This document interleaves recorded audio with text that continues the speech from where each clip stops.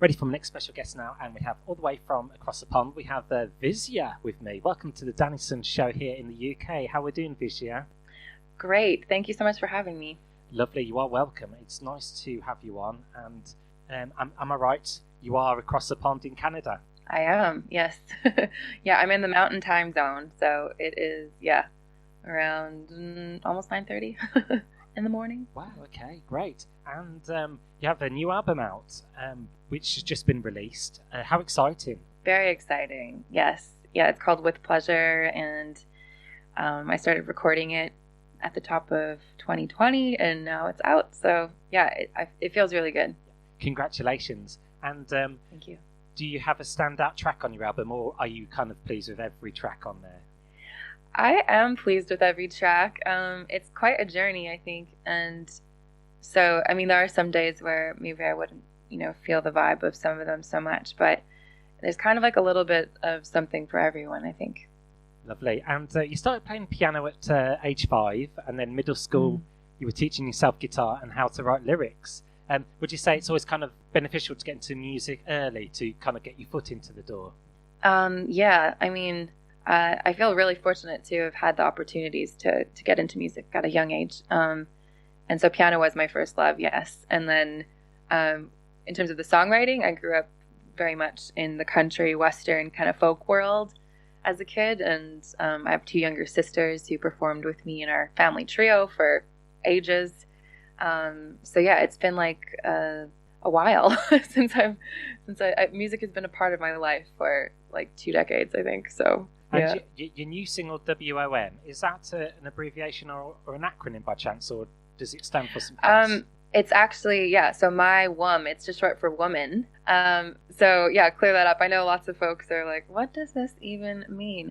So My Wom, it's really a term of endearment that has been used among some of my women friends and myself. It's like, oh, you're my Wom, I love you. Like, it's, so that's kind of where that comes from. And that spurred kind of the idea for the song. And I'd read a post somewhere on social media about like, don't settle for crumbs. And that just really resonated. And I'm very lucky to have a group of fun, smart, wild women in my life who are very supportive of one another, and so that's who I wanted to write the song for. And thank you very much. Your album track version of Cliffs as well has two versions. It has a radio edit and an album version.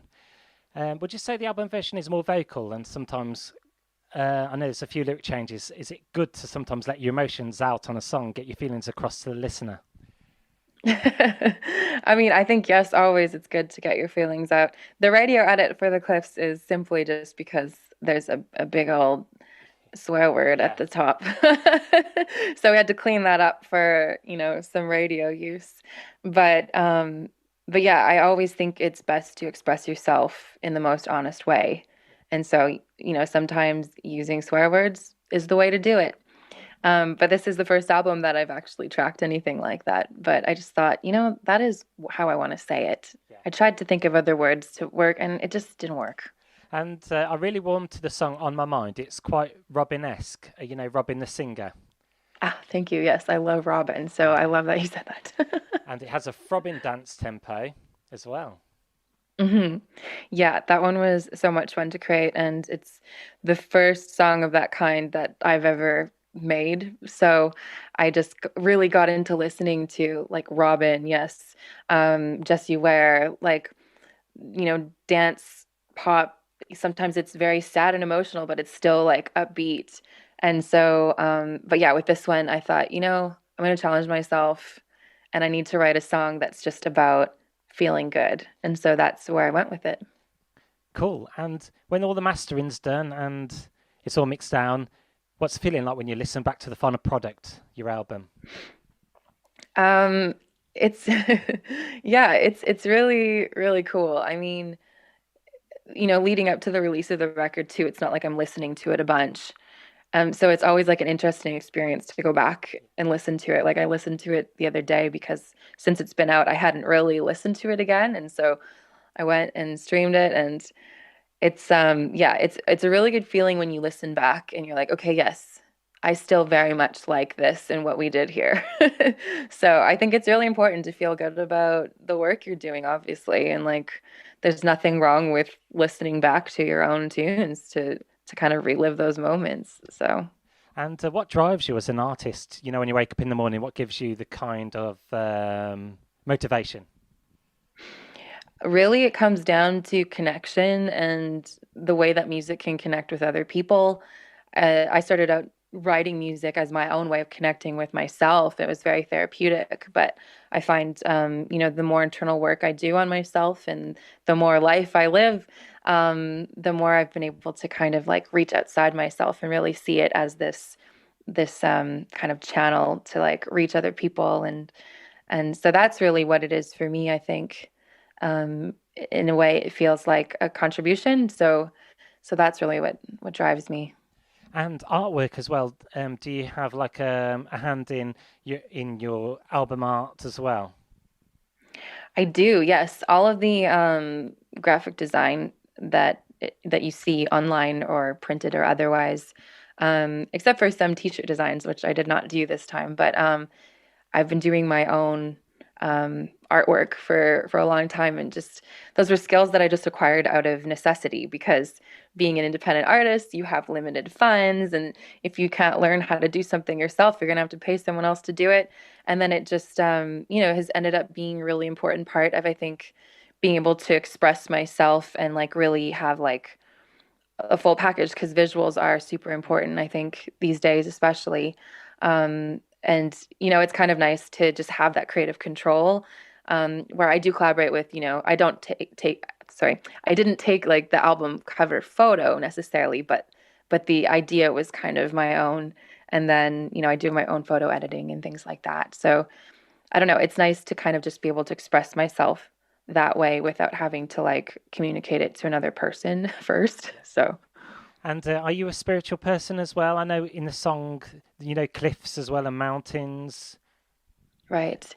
Um, I would say like I do consider myself to be a spiritual person, not like a religious person, but I think that I'm part of something that is bigger than me, So and there are lots of unknowns and I think feeling connected to other people is a spiritual experience and I do have like, practices with like meditation and yoga that help me feel connected and grounded. And so, yeah, I am. Ah, bless you.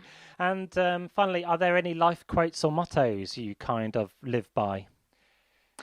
Oh, well, there's one that a handful of years ago, I was doing an artist residency at the Banff Center here in Canada, and I was working on a grant application and kind of griping about it. And someone said, well, you're either going to do it or you're not going to do it. And that has stuck with me for so long because whenever I'm procrastinating or struggling, it's like, well, you're going to do it or you're not going to do it. It's that simple. Yeah. So that's definitely one that has stuck with me for a long time. Yeah. So Oh, that's fantastic. And I just wanted to ask as well, are you always thinking about music, your next lyrics? Are you always kind of connected to music? I kind of go in, it ebbs and flows. Right now, recently, I've been not listening to a lot of music, haven't been listening to many podcasts, kind of giving myself an information break because Yeah. I've kind of found that, if there are too many things going on in my brain, there's not any room for my own ideas. And so, yeah, I've been kind of letting myself breathe a bit, but I'm always capturing like voice memos in my phone or, if there's a couple lines that come to me, I put them in the notes of my phone as well.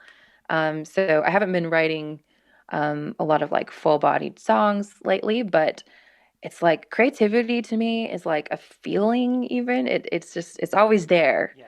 It's always available to me. It's just about having the right conditions, I think, to really be able to dig into that. But yeah, I've tried to be less hard on myself in terms of being a creative because, you know, if you're not creating all the time, sometimes you can be, okay, well, am I actually an artist? Like, and yes, you are. It's just you gotta honor your own seasons. So yeah. That's great. I know there's a lot of pressure on artists at the moment, who it's Mm. constant and constant. You have to keep releasing and content creation as well. So it's good, you have some downtime. Just take a step back from things and Totally. reload and refresh. Well, thank you That's so important. Yeah. so much Sorry. for no, thanks so much for joining me on today's show on the here in the UK Danny Sun radio show. And yeah, best of luck with this album. We're going to play one of your tracks now. Thank you so much for having me. Thank you. My pleasure.